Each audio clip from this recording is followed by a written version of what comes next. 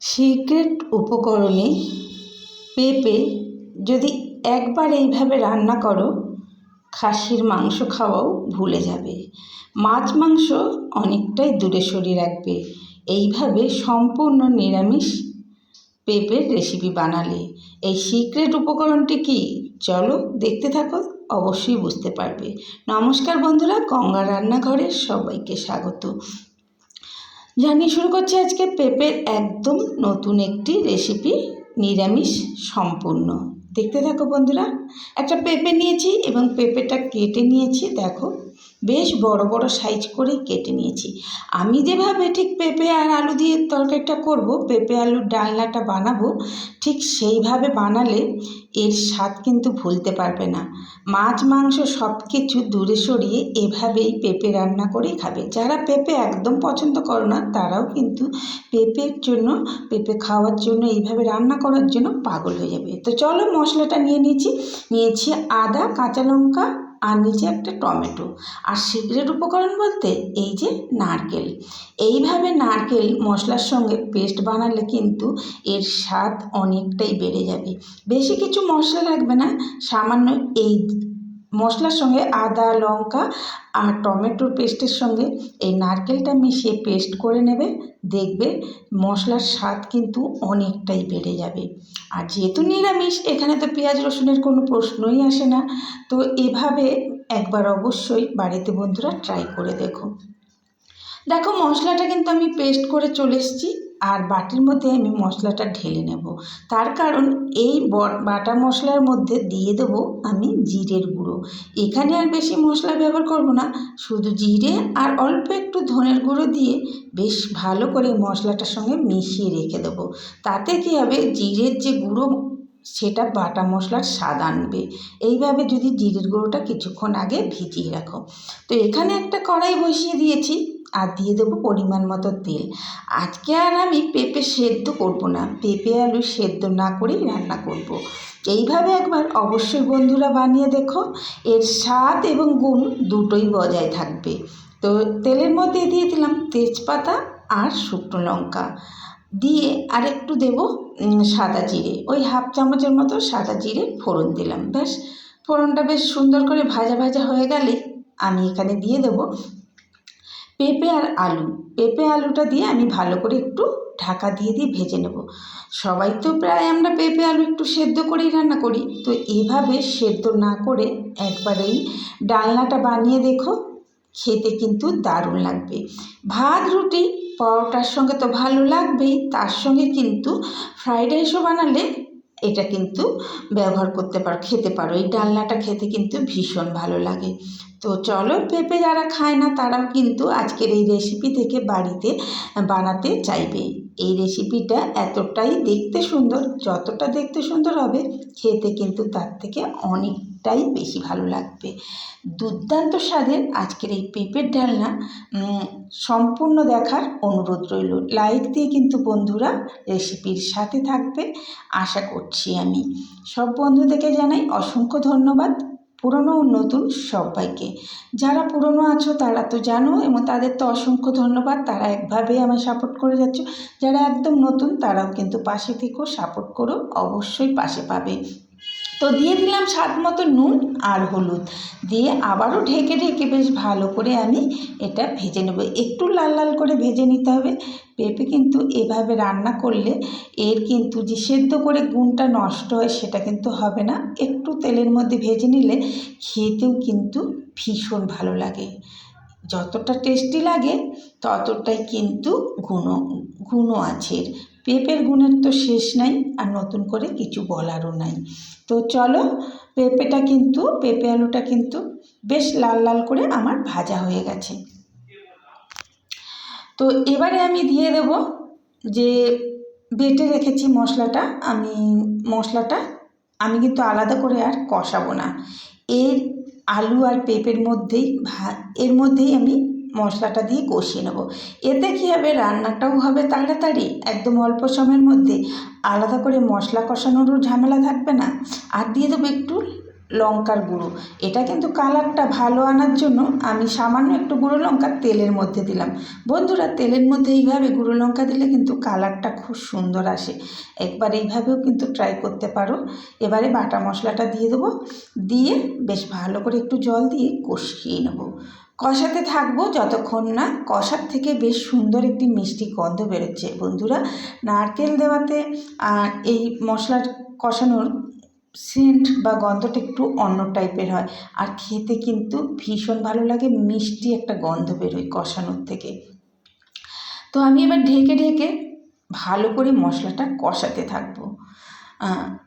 যদি কেউ এইভাবে বানিয়ে থাকো বাড়িতে তারা তো জানোই, আর যদি কেউ না বানিয়ে থাকো, আজকে প্রথম দেখছো এইভাবে পেঁপে আলুর নিরামিষ ডালনা, তো অবশ্যই বাড়িতে একবার ট্রাই করো। এইভাবেই কিন্তু পেঁপে খাবে। যারা পেঁপে একদম পছন্দ করো না অথচ পেঁপে খাওয়া তার দরকার, প্রয়োজন, এখন প্রত্যেক মানুষেরই পেঁপের প্রয়োজন খাওয়া, কারণ প্রত্যেকেরই পেটের প্রবলেম থাকে। এই পেঁপে কিন্তু পেটের পক্ষে খুবই উপকার। তো অবশ্যই তাদেরকে এইভাবে একবার বানিয়ে দিও। আর দিয়ে দিলাম এখানে স্বাদ মতো, নিরামিষ রান্না যেহেতু স্বাদ মতো আমি চিনি। আর চিনিটা যদি মশলা কষানোতে দেওয়া হয় না, বেশ কালারটা খুব সুন্দর আসে। যে কোনো রেসিপিতে যখন চিনি দেবে, কষানোর সময় দেবে, মশলা কষানোর সময়, তার কালারটাই কিন্তু খুব সুন্দর হয়। কালারটা দেখতে যতটা সুন্দর হয়, দেখে যদি সুন্দর লাগে খেতে তো ভালো লাগবেই, তাই না? তো চলো, মশলাটা কিন্তু খুব সুন্দরভাবে আমি ঢাকা দিয়ে দিয়ে কষিয়ে নিচ্ছি। একটু সময় নিয়ে কষাতে হবে, তার কারণ আমি তো মশলাটা আলাদা করে কষাই নেই। আর এই কষাতে কষাতেই কিন্তু আলু পেঁপে অর্ধেক সেদ্ধ হয়ে যায়। আলু পেঁপে এখানেই অর্ধেক সেদ্ধ হয়ে যাবে। এইভাবে অবশ্যই মশলার সঙ্গে পেঁপে আলুর সঙ্গে মশলাটা কষিয়ে দেখবে। আমি হালকা একটু জল দিয়ে আবারও কষিয়ে নেব। জল দিয়ে দিয়ে বেশ কিছুক্ষণ সময় নিয়ে কষালে এর স্বাদ আর সেদ্ধটাও খুব সুন্দর হয়, দেখতেও খুব ভালো লাগে, কালারটাও দারুণ আসে। কাছে ও দূরে, দেশে ও বিদেশে যে যেখান থেকেই দেখছো, বন্ধুরা আজকের রেসিপি দেখে শুনে অবশ্যই কমেন্ট রাখবে। আর যদি কেউ নতুন এসে থাকো, চ্যানেলটির পাশে থাকার অনুরোধ রইল। আর এই ধরনের নিত্য নতুন রেসিপি দেখার জন্য চ্যানেলটি অবশ্যই সাবস্ক্রাইব করে রেখো। চ্যানেলটি সাবস্ক্রাইব করে চ্যানেলটির পাশে থাকা বেল আইকনটি প্রেস করতে কিন্তু কেউ ভুলো না। তাহলে যখনই আমি কোনো রেসিপি দেব, সবার আগে তোমাদের কাছে পৌঁছে যাবে। একদম সহজ আর বাড়িতে থাকা উপকরণ দিয়ে, সামান্য উপকরণ দিয়ে এই ধরনের রেসিপি আমি বানিয়ে থাকি আর চ্যানেলে দিয়ে থাকি। তো আপলোড দেওয়ার সাথে সাথে তোমাদের কাছে পৌঁছে যাবে। চ্যানেলটিকে সাবস্ক্রাইব করে পাশের বেল আইকনটি প্রেস অবশ্যই করবেন। আর দেখো, খুব সুন্দর কষানো হয়ে গেছে। এখানে কিন্তু তেল ছেড়ে দিয়েছে। এবারে আমি পরিমাণ মতো জল দিয়ে দেবো। এখানে পেঁপেটা সেদ্ধ প্রায় অর্ধেক হয়ে গেছে, আলুও সেদ্ধ হয়ে গেছে, তাও আরও বেশ কিছুক্ষণ ফোটানোর জন্য কম করে 5 থেকে 7 মিনিট আমি ঢাকা দিয়ে ফুটিয়ে নেব।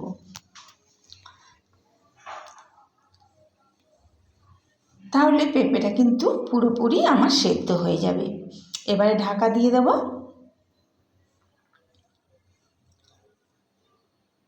মাঝখানে একবার ঢাকনাটা খুললাম, খুলে একবার নাড়িয়ে দেব। আর কতটা কি সেদ্ধ হলো সেটাই দেখে নেব। খুব সুন্দরভাবে আলুটা তো সেদ্ধ হয়ে গেছে, গলে গেছে। পেঁপেটা একটু আর হলে ভালো হবে, সে কারণে আর একটুখানি সময় ঢেকে দেব। আর ঢাকনাটা দেওয়ার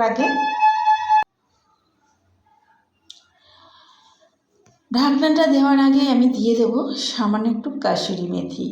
কাসুরি মেথি দিয়ে আমি কিছুক্ষণ ওই 2-3 মিনিট আরও ফুটিয়ে নেব। তাতে কাসুরি মেথির পুরো ফ্লেভারটাও বেরিয়ে আসবে আর খেতে ভীষণ ভালো লাগবে। তো আমি কাসুরি মেথি দিয়ে দিলাম হাতে ডলে। এবারে আমি আরও 2 থেকে 3 মিনিট ফুটিয়ে নেব। টোটাল আমার এই রেসিপিটি বানাতে লেগেছে 10 থেকে 15 মিনিট। ভাজা কষা সব থেকে। আর জল দিয়ে কিন্তু ঢাকনা দিয়ে আমি 7 থেকে 8 মিনিট ফুটিয়ে নিচ্ছি। তো একটুখানি ঢেকে আরও সেদ্ধ করলেই পুরো পেঁপেটা গলে যাবে। যেহেতু আমি খুব ঝোল ঝোল করব না, মাখা মাখা করব, তো দেখো অনেকটাই ঝোল কমে গেছে, এখানে কিন্তু ততটা ঝোল নেই, মাখো মাখো হয়ে গেছে।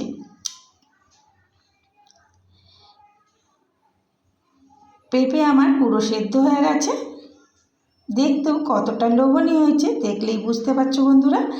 এবারে আমি দিয়ে দেব এখানে গরম মশলা, কালারটাও খুব সুন্দর এসেছে দেখেই বুঝতে পারছো। দিয়ে দিলাম গরম মশলা, আর দিয়ে দেব আমি এখানে হাফ চামচের মতো ঘি। নিরামিষ রান্নায় এইভাবে যদি একটু ঘি দিয়ে দাও খেতে অবশ্যই ভালো লাগে, সামান্য একটুতেই কিন্তু এর ফ্লেভারটা আলাদা হয়ে যায়। যেমনই দেখতে সুন্দর হয়েছে ততটাই খেতে সুন্দর হয়েছে। তো কেমন লাগলো আজকের রেসিপি অবশ্যই কমেন্টে জানাবেন। তো ভালো লাগলে পাশে থাকার অনুরোধ রইল, সবাই পাশে থেকো, সাথে থেকো। আবারও নতুন একটি রেসিপির সাথে সকল বন্ধুদের সঙ্গে দেখা হবে। তো কিছুক্ষণ তো দেখো ট্রেনের পয়েন্টে রেখে আমি তোমাদের দেখাচ্ছি কতটা কালার সুন্দর এসেছে, দেখেই কিন্তু জিভে জল এসে যাবে। এটা কিন্তু ভাত, রুটি, পরোটা, এমনকি তোমরা নিরামিষ দিনে ফ্রাইড রাইসের সঙ্গেও পরিবেশন করতে পারো। ভীষণই টেস্টি আর ভীষণই লোভনীয় একটি রেসিপি। আর পেঁপে তো উপকারী কতটা সেটা বোধহয় আমরা সবাই জানি, নতুন করে তো আর কিছু বলার নেই। তো পরিবেশন করে দেখাচ্ছি কতটা লোভনীয় হয়েছে। আমার বাড়ির সবাই তো রিকোয়েস্ট করেছে এরপরে যখনই পেঁপে রান্না হবে যেন এইভাবেই রান্না হয়। যে কোনো নিরামিষ দিনে পেঁপের ডালনা বানাতে যতটা সহজ আর খাওয়ারও চিন্তা থাকবে না। নিরামিষ দিনে সবারই একটা টেনশন থাকে কি রান্না হবে, তো পেঁপে যদি থাকে বাড়িতে এইভাবে কিন্তু খুব সহজেই বানিয়ে নিতে পারো, একদম অল্প উপকরণে দুর্দান্ত স্বাদে। এখানে কিন্তু ধনেপাতা আমি ব্যবহার করলাম না, যেহেতু কাসুরি মেথি ব্যবহার করেছি, ঘি আর গরম মশলার ফ্লেভারটা দিয়েছি, সে কারণে ধনেপাতা ব্যবহার করলাম না। সবাই ভালো থাকবেন, সুস্থ থাকবেন। আজকে এই পর্যন্ত, দেখা হচ্ছে।